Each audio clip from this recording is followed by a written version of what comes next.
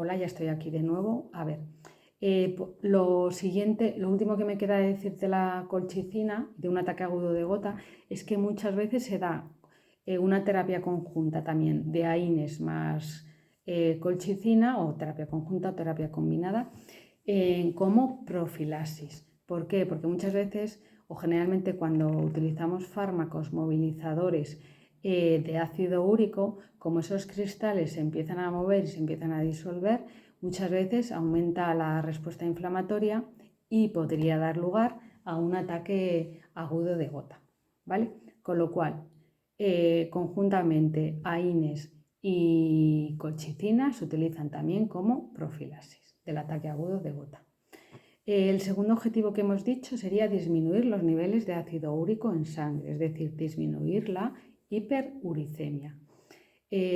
Habría que disminuirla hasta valores inferiores a 6 miligramos por decilitro, ¿vale? Por debajo de esta concentración, pues ya se empiezan a disolver los cristales de ácido úrico.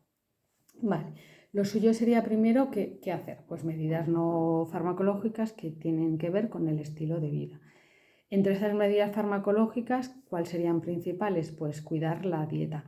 Y en esa dieta pues deberíamos de reducir el consumo de alimentos ricos en purinas y por lo tanto luego ricos en ácido úrico, que serían, como hemos dicho, las carnes rojas, las vísceras, el hígado y por ejemplo los mariscos. Luego también disminuir el consumo de productos o preparados dietéticos que contengan fructosa. También disminuir el consumo de alcohol. También beber mucha agua y disminuir el peso, ¿vale? Y esas serían las medidas no farmacológicas. Si con estas medidas no conseguimos disminuir el ácido úrico, pues ya habría que tratar con fármacos, es decir, medidas farmacológicas. En estas medidas farmacológicas existen 3 tipos de medicamentos. Los que van a inhibir a la santina oxidasa, que hemos dicho que es la que transformaba a la hiposantina y a la santina para dar lugar al ácido úrico, inhibidores de la santina oxidasa, como puede ser el alopurinol. Luego fármacos úricos, que son los que aumentan la excreción de orina, que se elimine más ácido úrico por orina, y luego estarían los úrico-líticos, que son ya los que romperían al ácido úrico. Lo que pasa es que estos ya son vía intravenosa y estos son a nivel hospitalario. A ver, el primero de ellos sería el alopurinol. El alopurinol es el prototipo de fármaco para tratar la hiperuricemia. Sería un fármaco análogo de la hiposantina y de la santina, es decir, que quiere decir que se parece a ellas, ¿vale? Entonces, el alopurinol, ¿qué haría? Se comportaría como un falso sustrato y esto inhibiría a la santinoxidasa, la enzima. ¿Por qué? Porque si la ponemos al alopurinol y actúa como un falso sustrato, se parece a la hiposantina y a la santina. ¿Qué ocurre? Que la santina oxidasa, en vez de degradar a la hiposantina y a la santina, degrada al alopurinol, que se transformará en la alosantina u osipurinol, ¿vale? Por lo tanto, que ya es su forma activa. Por lo tanto, el alopurinol se trataría de un profármaco que se transforma por la santina oxidasa en su forma activa, que es la alosantina u osipurinol, ¿vale? Este osopurinol tiene una semivida grande y por eso tiene un efecto también largo. El osipurinol se elimina totalmente inalterado por orina, ¿vale?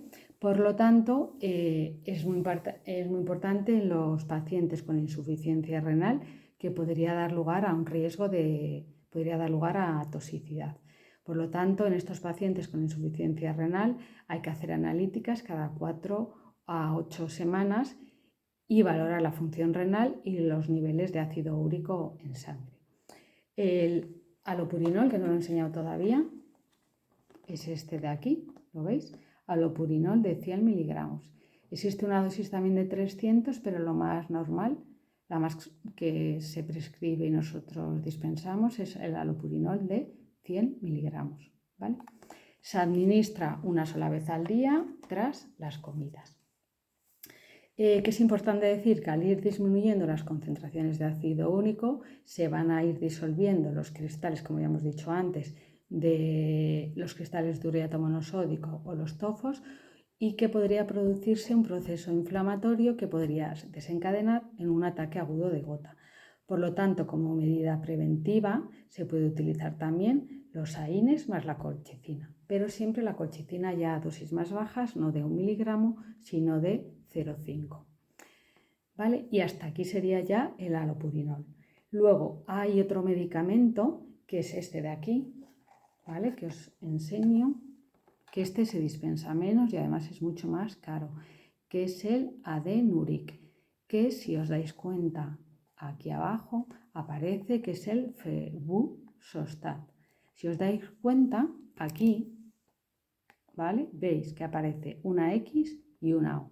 ¿Por qué aparece esa X y esa O? Por la xantino-oxidasa, ¿vale? Hemos dicho que es el Febuxostat. Este Febuxostat en teoría actúa, o en teoría y en la práctica, actúa igual que el halopurinol. Inhiben a la xantino-oxidasa.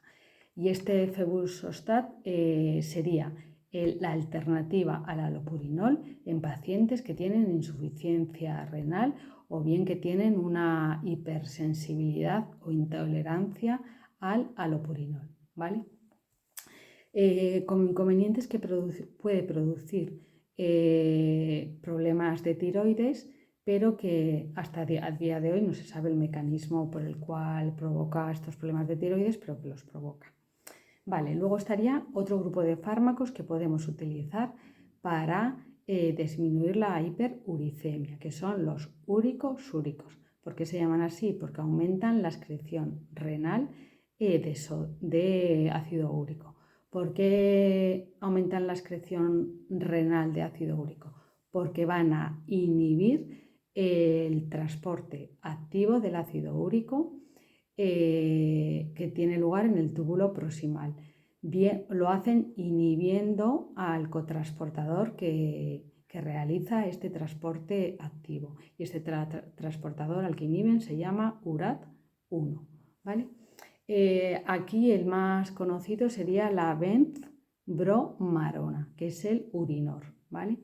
Pero que tiene como inconveniente que también tiene ligero riesgo es un fármaco con riesgo de hepatotoxicidad, ¿vale? Y también habría que vigilar esta hepatotoxicidad.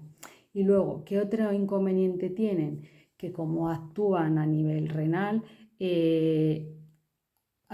¿vale? Cuando los uricosúricos tienen el inconveniente que al aumentar el ácido úrico en los túbulos renales,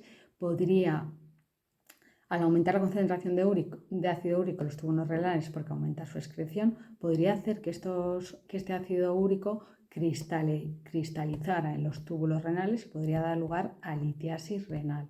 Entonces, ¿qué ocurre? Ese es el inconveniente. Por lo tanto, se recomienda aumentar la ingesta de líquidos, beber mucha agua y también antes de iniciar un tratamiento con un uricosúrico, hacer un análisis para determinar la concentración de ureatos en orina. Y si esta concentración de ureatos en orina fuera demasiado alta, no podríamos dar un fármaco uricosúrico. También lo que podría hacerse es alcalinizar la orina, ya que se ve que el ácido úrico se ioniza más en un medio alcalino o en un medio básico. Y de esta manera podríamos disminuir la reabsorción pasiva, ¿vale? Y aumentar la excreción renal también. Vale, estos serían los úricos. Y ya por último estarían los fármacos úrico-líticos, ¿vale? Que son los que ya rompen al ácido úrico. El ácido úrico se puede además de por la xantino-oxidasa que habíamos dicho que se transformaba en su fármaco activo, que era el oxipurinol, también puede degradarse por dos enzimas que serían la rasburicasa y la pegioticasa, ¿vale? Estas dos enzimas son uricasas, ¿vale? que rompen al ácido úrico para transformarlo en alantoína. Es una enzima que es procedente de microorganismos, por lo tanto, ¿qué inconveniente va a tener? Que el organismo los va a reconocer como extraños y puede dar lugar a reacciones anafilácticas o alérgicas y también a la formación de anticuerpos.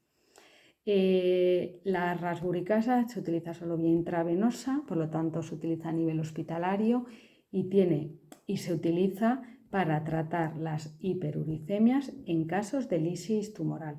En los tumores existe una gran cantidad de destrucción de células, por lo tanto va a haber una gran cantidad de purinas y una gran cantidad de ácido úrico. Y luego existe otra enzima que es la pegioticasa, que sería otra uricasa, que es porcina o cuasi porcina, y que lleva una molécula de polietilenglicol para aumentar su semivida y para que así, en teoría, nuestro organismo no la reconozca como extraña, de manera que disminuyen las reacciones de tipo anafiláctico o alérgica, pero sin embargo no logra disminuir que nuestro organismo produzca anticuerpos, ¿vale? También se utilizaría vía intravenosa para lisis tumoral y para gotas graves, crónicas y resistentes una gota grave crónica resistente donde ya la hiperuricemia o la gota no se puede normalizar con otros medicamentos o con otros fármacos vistos con anterioridad.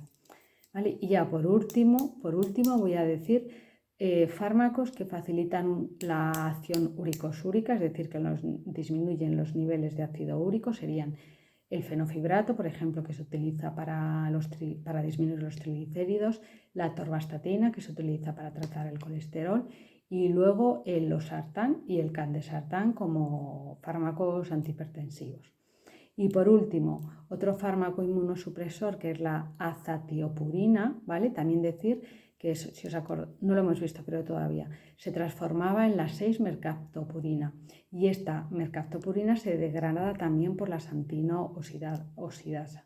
Por lo tanto, si diéramos conjuntamente hacia azatiopurina más este tipo de medicamentos como el alopurinol, ¿qué ocurriría? Que aumentaría la concentración de estos fármacos y por lo tanto aumentaría su toxicidad, por lo que es importante estudiar o vigilar este aumento de concentraciones, ¿vale?